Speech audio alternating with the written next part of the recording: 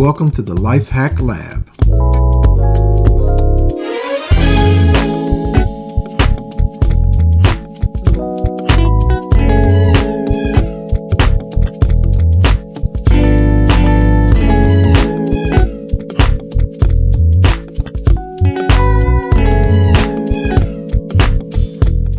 Hey guys, Pastor Michael here, and welcome back to my YouTube channel, where I try to combine my passion for music and practical life advice to help others live more fulfilled lives.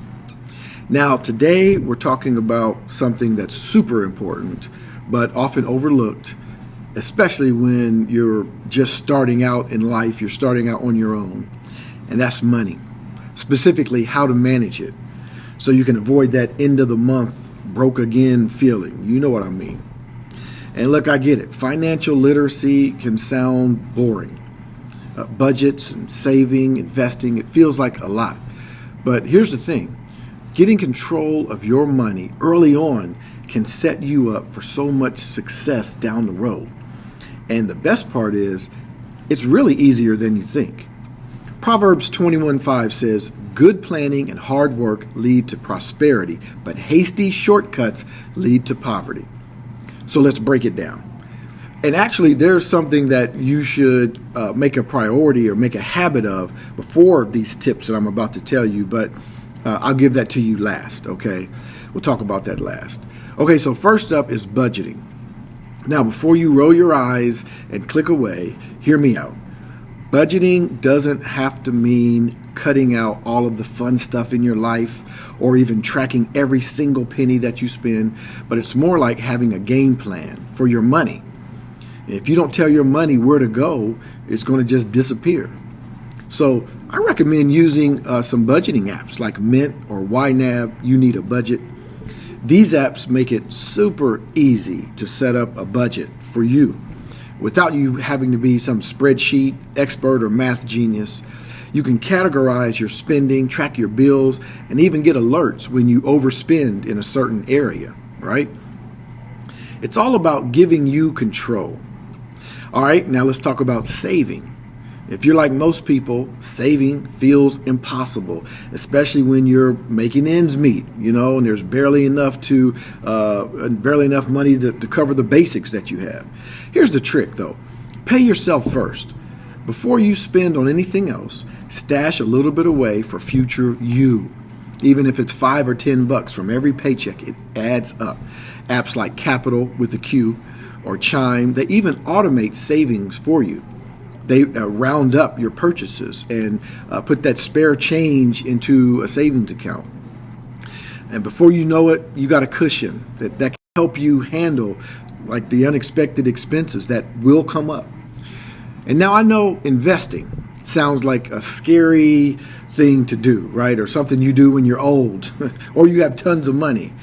But hear me out on this one. You can start investing right now, even with just a few bucks. And the earlier you start, the better. Ever heard of apps like Acorns or Robinhood? They let you invest just small amounts into stocks or index funds without you needing to be a stock market expert, right? Acorns, for example, rounds up your spare change and it invests it for you. It's literally like growing your money while you're out getting your coffee. So why does all this matter? Because the sooner you get a grip on budgeting and saving and investing and giving, the more freedom you'll have down the road. No one wants to be stressed out about money.